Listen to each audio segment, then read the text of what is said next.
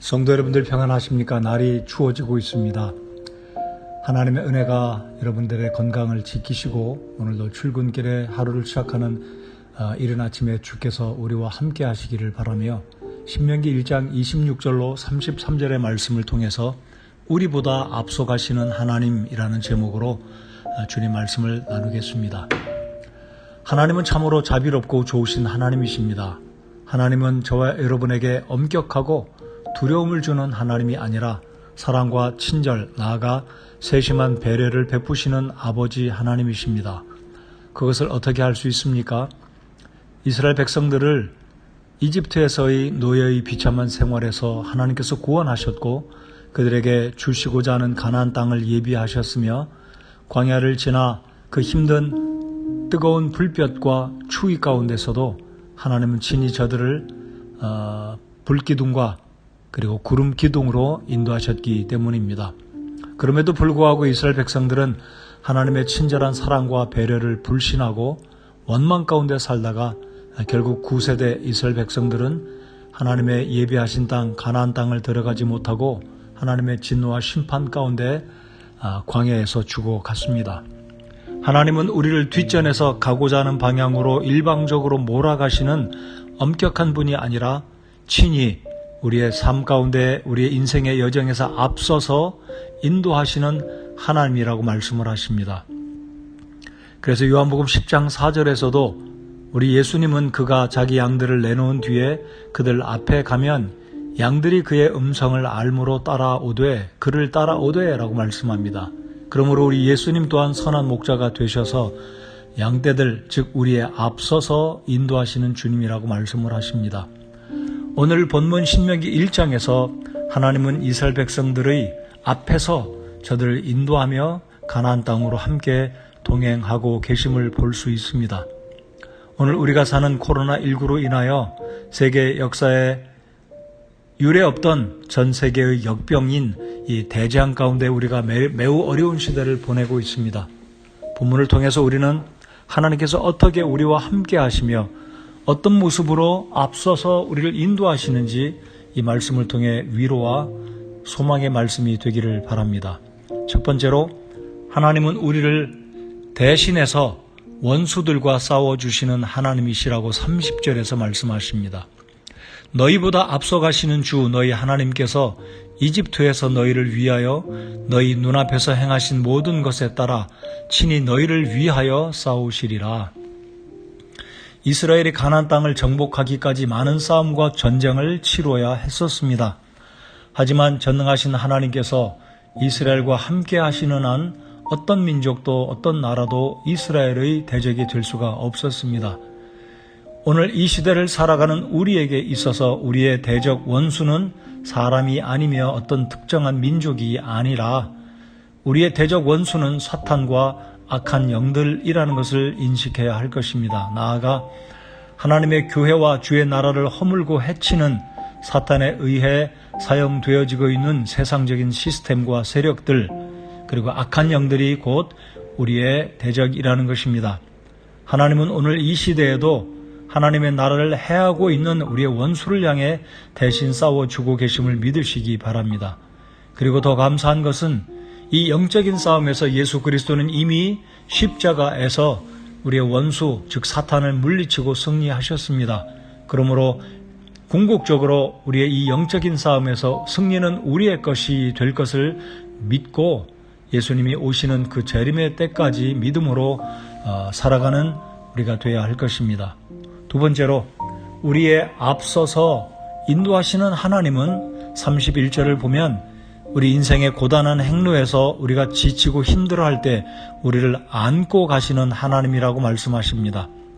광야에서 내가 보았거니와 사람이 자기 아들을 안듯이 주 내 하나님께서 너희가 걸은 모든 길에서 너희를 안으사 너희가 이곳까지 이르게 하였으나 라고 말씀을 합니다.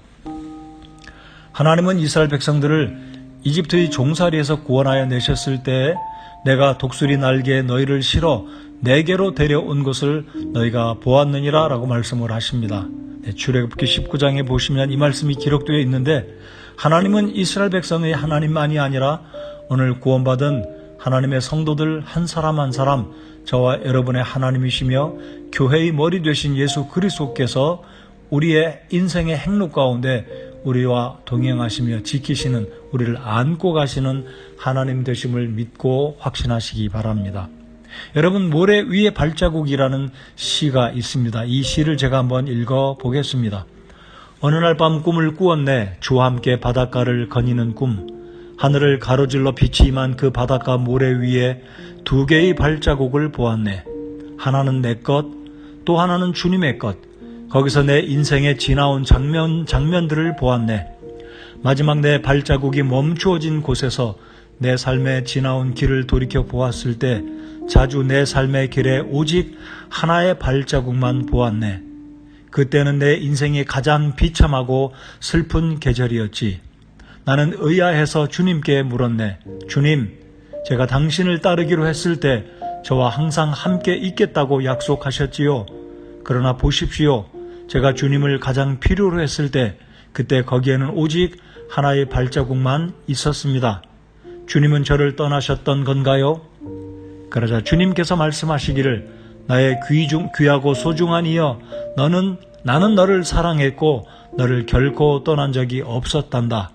내 시련의 때, 고통의 때에도 나는 너와 함께 있었단다.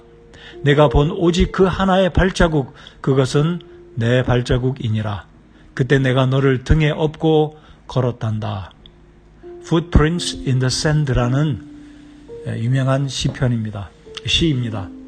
우리가 외롭고 고독하고 아무도 나와 함께하지 않고 있다고 느낄 때 이 시가 말하는 것처럼 그때는 바로 주님께서 나를 업고 안고 가고 계신다는 것을 확신하시기 바랍니다.